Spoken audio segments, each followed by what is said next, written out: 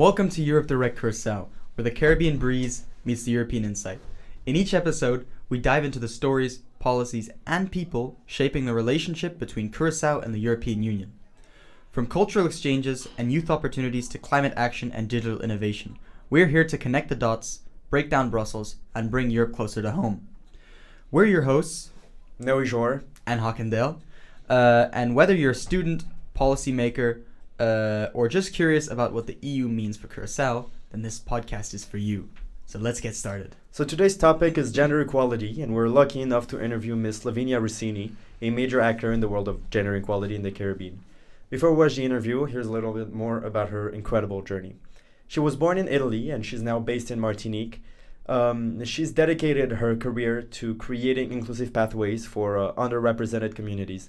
Her academic background in African and Asian studies laid the foundation for a career at the crossroads of social justice, international cooperation, and grassroots empowerment. Early on, she gravitated towards causes often left in the margins: women's rights, youth leadership, and ethical tourism. And she's never looked back, I guess. Yeah. Lavinia leads the NGO dont il est d'ailleurs. Dont il est d'ailleurs. Yeah. Okay. A Martinique-based organization that addresses the needs of vulnerable groups such as youth, women, and minorities. From project design to on-the-ground execution, her work centers on making cooperation more local, more inclusive, and more just. Whether she's building programs for women affected by exploitation or mentoring youth-led initiatives, her goal is simple: solidarity in action. So as project manager of Dont il est d'ailleurs. And a collaborator with organizations like Mouvement Uni. she blends management with mission. She champions responsible tourism, she combats human trafficking, and she creates long-term opportunities for marginalized populations. Now, her leadership is both strategic and deeply human. It's rooted in respect, empowerment, as well as justice. Throughout her journey, Lavinia has remained a relentless advocate for those whose voices are too often ignored. Her message is clear: inclusion is not a checkbox, it's a practice. Through her work, she challenges the systems that silences and creates a platform for those ready to speak, act, and lead. She's not just building programs, she's building power, from the Caribbean outward. Now that the introductions are done, let's watch the interview, and we'll see you for the debrief. So, hi everyone, welcome to this interview. Today we are honored to be interviewing advocate, organizer, and change maker, Lavinia Ruscigni. Perfect. All right, so the subject on the table right now is, well, as you know from the other interviews that we've done, to bring the youth of the Caribbeans to take a more active role in the European Union. So today, yes, as I said, we have Lavinia Ruscigni with us. You are very involved in different NGOs in the Caribbean. Would you be able to talk to us a little more about your involvement? Yeah, thank you. Thank you to be here. So I'm Lavinia Ruscigni, and since 2021, I'm the manager of the Europe Direct Anti-Guyane, so from Martinique, Guyane, and Guadeloupe. So I arrived in the Caribbean in Martinique in 2016. And I work since the beginning with women, migrants women, most of the time, victim of gender-based violence, prostitution, sex trafficking, all kind of violence, and youth. When it comes to youth, is vulnerable youth. What does it mean? They are living in poor district area. They are school dropout. They are facing several obstacles, educational one or geographical, and so and so. And so that's why this is one of the reasons we decide to apply to the application form and have the label Europe Direct, because the gap that we identify was, okay, we are far away from Europe. The idea of Europe, the continent, the European values are so far away from the overseas territories and countries, and so how we can facilitate, promote the European Union among young people, among citizens, but especially the opportunities of the European Union towards the youth. Mm-hmm.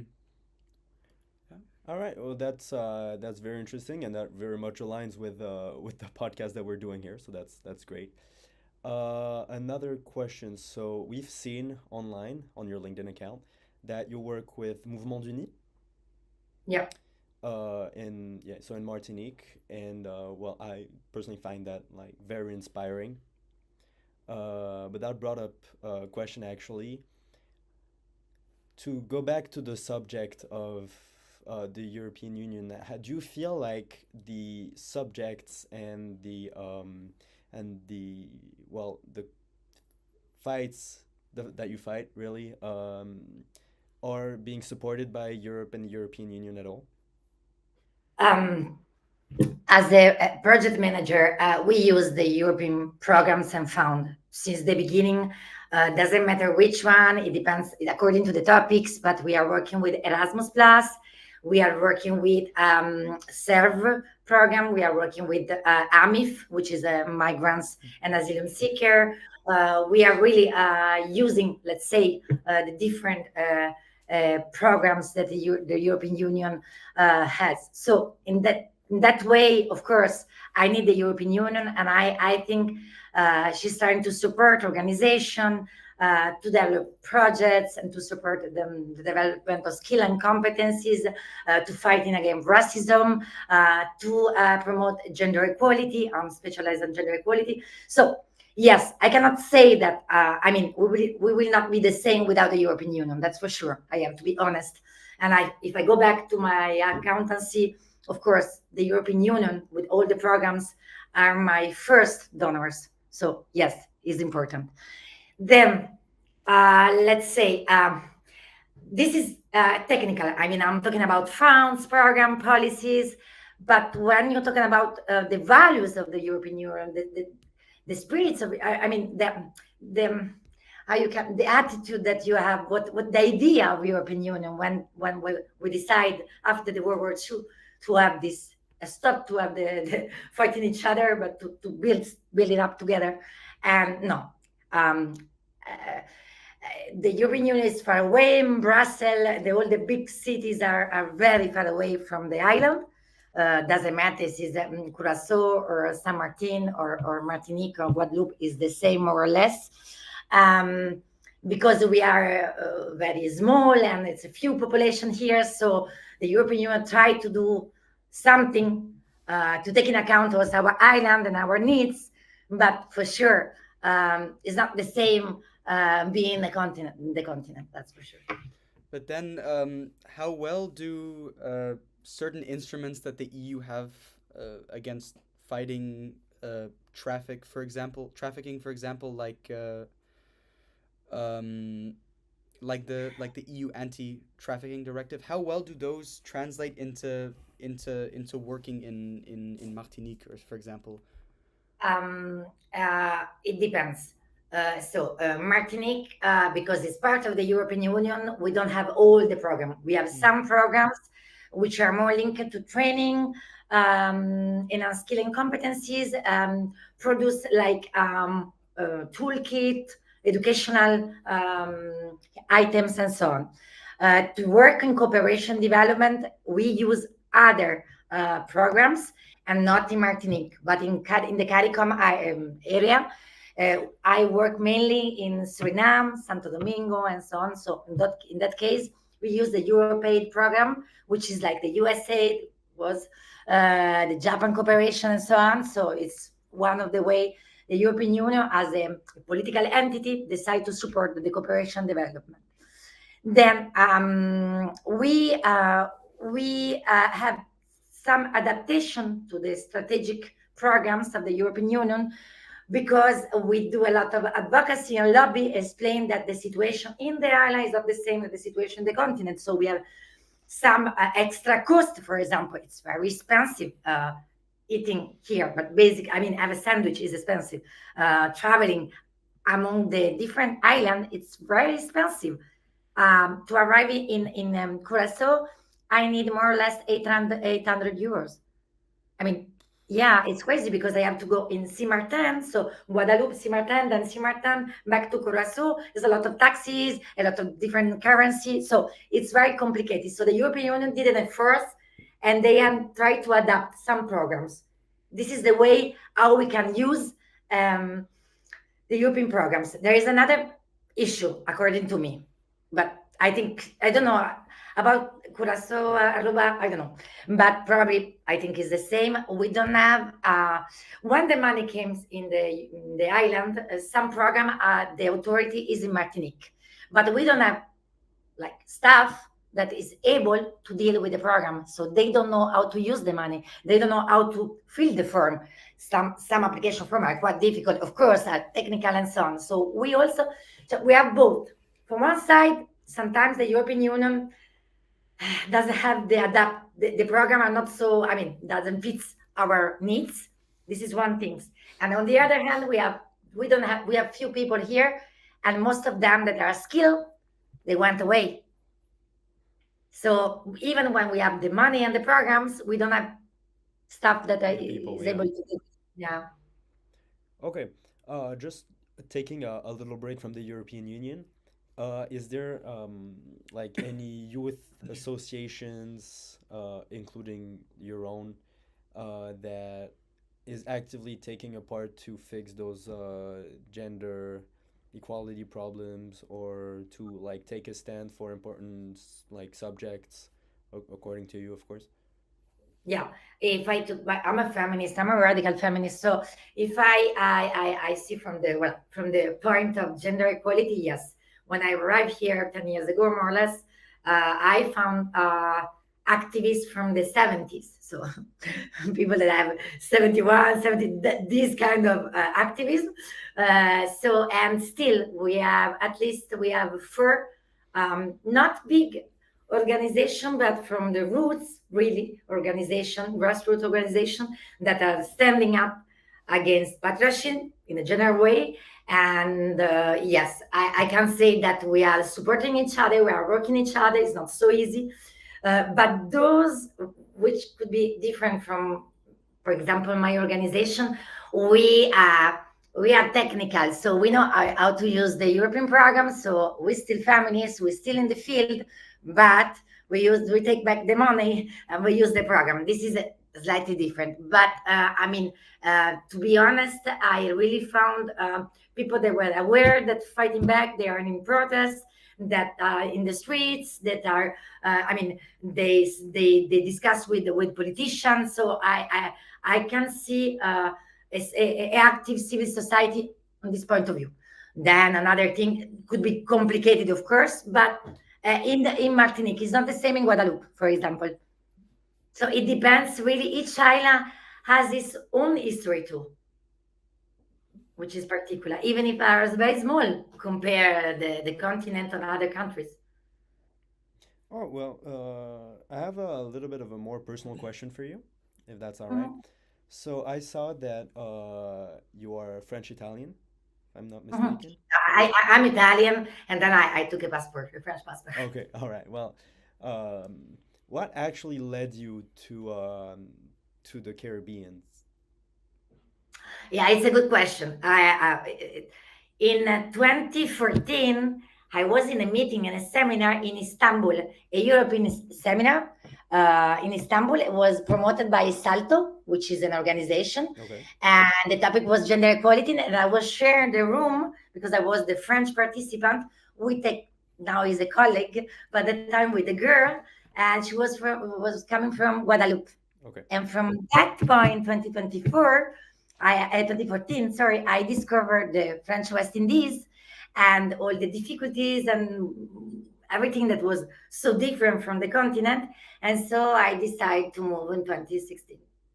So 2014 was the turning Yeah, point. when I discovered that was the Guadeloupe Martinique, because we don't have link as an Italian. I was in the US before and then in India, but we don't have link. I mean, we don't have link with the French Caribbean or the West Indies. It's not. I mean, we just know Cuba and Jamaica. That's all. So And when I discovered and understood the link, so that from that point, in 2 years, I organized myself and I moved in. Very interesting. Yeah. So that, yeah, kind of goes to show It's how just it. here it's not so easy, but yeah, because I don't. But in Curaçao, it's slightly different. We still have some issue among communities, black and white. It's a very big issue.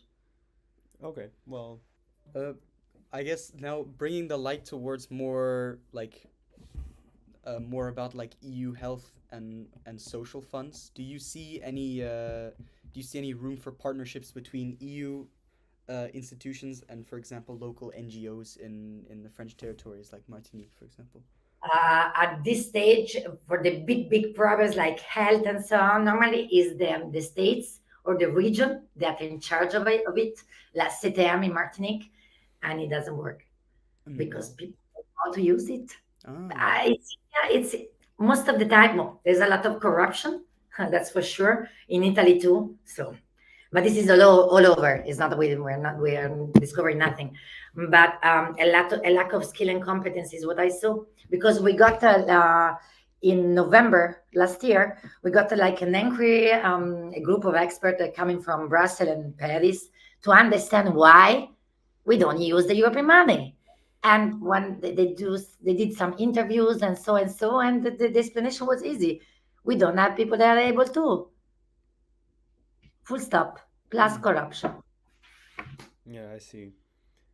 which Um, is a pity. Which is a pity because you have a lot of opportunities, and I mean, there's a lot of money that is gathering in the French Indies. yeah, that's true. So it's kind of all about now promoting and expanding on that. Maybe not marketing as it is, but showing people of the opportunities that are available, I guess. Is what we try to do. We did in the past, and we're still doing a lot of meeting. Like the idea is to give the information at least. There's a lot of webinar that you can follow. You have some tutor from Paris, from Brussels. So we cannot say they forget about us. I cannot say that. I can't. Okay. Going towards more of your work with vulnerable youth and endangered women and those kind of problems, would you say that the European Union is helping on that front, or do they have an actual involvement? They have, because they have a lot of programs. And if it's not directly with us, they support the states, and then the states support us indirectly. Okay. Some program are like that. So yeah, most of the money that I get in the organization are coming directly or indirectly from the European Union. We can say that. But if there was, for example, one policy you wish to see adopted more or represented more, what would that be? I would like another policy, the migration policy. I Mm. don't like it at all. At all. But I think they want to do the hotspots outside Europe, something like that. I don't know, but this is the incurrence with the European Union, and I fully believe in the European Union, no matter. But then, it's political. So if the far left, the right is growing up, these are the result. Absolutely. So, to wrap up quickly, um, if you had 10 questions, it's a question that we ask all of our interviewees. If you had 10 minutes in front of the European Parliament's Social Affair Committee, what would be your message? Um, Probably, I'm sorry, but I'm going back to gender equality. We need more the implementation of the laws, because we have nice framework, whatever, but then the implementation. I mean, we still lack a lot of checking. I mean, we don't have. It's flu. Sometimes we have some policies that one against another, and we need an harmonization among European countries. We need an harmonization because there's a lot of differences. And so because we switch from one country to another, because those people are also migration, so we need more coherence on the legal framework is what I would ask, more queers and more money, of course. So then, are there any members of Parliament or EU bodies that you would feel like more aligned to, that maybe focus on the message that you want to deliver? At the moment, no, I don't think so. At the moment, they are looking for Ukraine and whatever they want to do. And I don't. At the moment, no, no one will care about. Even if there is a lot of lobby in Brussels, that's for sure. The Migrant Women Network, I follow them. We have the European feminist lobby. They are quite powerful, and they yeah, on prostitution, for example. But the European Union has already declared that prostitution is not a work. So we are not talking about sex worker, but victims, which is different. So I mean, they did already a lot, but still we need the application, implementation of the laws, and an harmonization with the rest of the 27 countries that we have. All right. Well, this brings this interview to an end. Thank you so much for joining us. It's been very interesting and fruitful, and I'm very glad to. It was a real honor to have you here absolutely to be able to talk to you and ask all these questions. So thank you to you guys, and enjoying Curaçao, which is amazing. I like the island. Welcome back to that analysis part of our podcast. That was a very fruitful interview with Miss Lavinia Ruscigni. Yeah. So let's start on our little analysis. I thought it was very interesting that she. Let's start from the beginning. Honestly, she arrived in 2016. Oh yeah. And immediately started working with vulnerable groups. Although she did say that she was working with vulnerable groups. Yeah. Before. The fact that she was able to very quickly adapt to the new culture and do her thing in a new culture this fast, I thought that was very very interesting and very respectable. Yeah. I mean, it says a lot about our priorities right there. No? It does. Yeah. Absolutely. Especially in that line of work, that kind of work, in supporting migrant women and at-risk youth. And it takes a lot of empathy and resilience. But I mean, wait. Not only does it reflect, the kind of person she is, wanting to do all of this work, but it reflects the situation that exists. It reflects the. It does. It reflects the current, urgency. Yeah, exactly. Yeah, I do agree. So, yeah, there are quite a few issues, and we learned that there is actually quite a lot that is being done about it, and it's nice to hear that from one of the people that's making such an impact. Absolutely, and that kind of answers the question I was about to ask you. Oh. I was about to ask you what stood out to you about the way she approaches that. Oh, So I guess it does, but if you have anything more to say. well, on working with vulnerable groups, like she does, I was really struck by how she described it. She talked to us about the realities of it, of issues like prostitution or trafficking or gender-based violence. So it's a side of the community that we don't hear about often, or that we don't talk about often. And that's just some food for thought. That's true. Absolutely. So, I really like to focus on EU opportunities. It feels relevant for young people, and regardless of the fact that it's such a big challenge, I want to understand how we get the youth to care about Europe when it feels so far away from Curaçao, from the overseas territories. Yeah. So well, she did raise a big question. How do you promote the EU without making it feel foreign, and what are some ways that we could help with that locally? Yeah.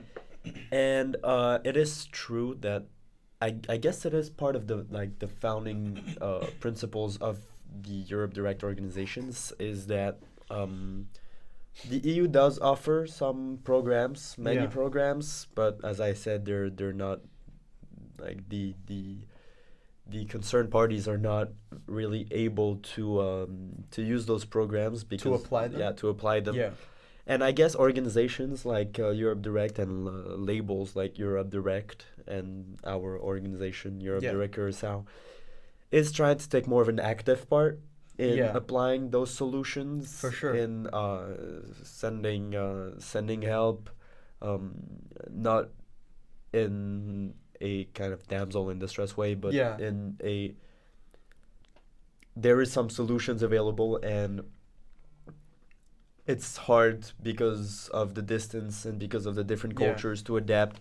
And so sending professionals in becoming to try and help applying these programs, I feel like is a main thing of But I mean, you can see that they're taking steps absolutely in the right direction, you know? and beyond the European Union as well. Yeah. I know we're not really supposed to say that, but but Yeah. as far as like Lavinia said, there was already many organizations before she got there. And when she got there, she wasn't an envoy of the European Union. She was an independent person, independent funding organizations. So yeah, we should see the EU more as a way to complement Yeah. their already existing or soon to be existing organizations and programs, um, and not as like a savior of some kind. But if I for an may say it example, like with- that. With Europe Direct Curaçao, you can, I mean, with my experience, not just with the podcast, but with everything else that I'm doing, I can see how much of an initiative they're taking and how much it means to Absolutely. them. And you know, I've noticed that they are putting a lot of effort into making a good effect of the tools that they have. And yeah, I mean, you're completely right when saying that it is a big factor in what they were And created on. So. even on top of that, just the fact that using the Europe Direct label and the Europe Direct organization name, we were able to get such interesting people for our interviews. It just Exactly. goes to show how respected and how good the work of Europe Direct Curaçao is really. Yeah, exactly. And to briefly conclude, what will have been a very interesting topic today, her work kind of blends grassroots activism and institutional engagement. It's a rare balance. What do you think makes her her approach work? And also, let's just have a quick Yeah. discussion about that using a little conclusion. Yeah, I mean, what made it work, right, was her engagement into it. Absolutely. She cared so much about it, or she still cares so much about Absolutely. it, which I think makes the biggest impact, you know. For sure. And I couldn't say if there's anything that stood out to me the most. But in general, it was all very inspiring. You know? Absolutely. It meant a lot to see how much she cared, how much effort she was putting into what she does. For sure. So, I mean, now I actually do have one thing that quite stood Okay. out to me. You know. Hit me. She is, or they are, really involved in programs like Erasmus Plus, yeah. or AMIF. How do you? AMIF. AMIF. Yeah. Well, AMIF. You know, it's not one initiative they take. It's they get the full spectrum of EU support. Absolutely. You know. They are So- they are able to Yeah. to stay an independent foundation You know. and but still be able to do what they need to do, Yeah. and as well as being able to use the programs, use the funding, use the help that they can get from the EU and from European programs as well. They're able to use all the tools that we can provide. Absolutely. But I mean, thought it was pretty interesting when she said that Europe Direct wouldn't be the same without the European Union, you know? It's a reminder that even though there's a distance, you know, both geographically and culturally, you know, the support that the EU provides and that Europe Direct provides is real, and in many ways is necessary. Yeah, it actually made me think, how would things actually look without the European, like the EU connection? Like, would these programs, partnerships, even like funding, even exist in the same way?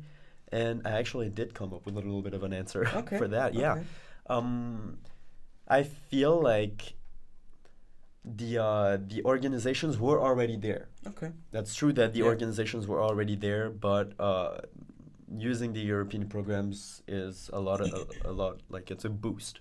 Yeah. It's a boost, but it's not this like foundation. It's absolutely not the foundation, and both like these programs, these organizations could not function without both parties in the way that they couldn't function with the programs offered by the EU.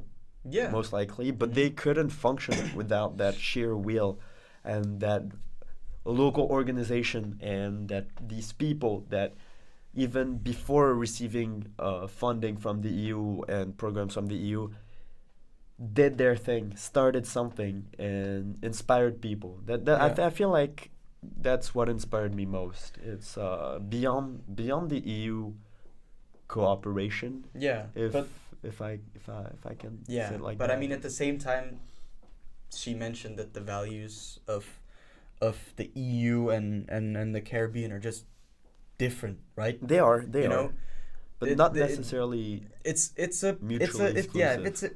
It's a cultural difference, you know. How can these communities operate? Cultural divide. You know, yeah, exactly. Absolutely. Well, I think the challenge is that, or the challenge for the EU is that, how do you operate within a framework or like a cultural framework that wasn't designed for your tools or what you can offer, you know? How do you work in that context while still keeping your values and compromise and your own identity? Compromise. Okay. Get what you can where you can, and other places don't. Yeah. Anyway, I think we're running a little bit out of time. But we thank you for watching this episode. It was Noé and Hakan. Yeah. And we'll see you on to the next episode. It was great having this talk today. And we hope you guys will stay tuned. There are more episodes to come. So, and yeah, we're very excited about it.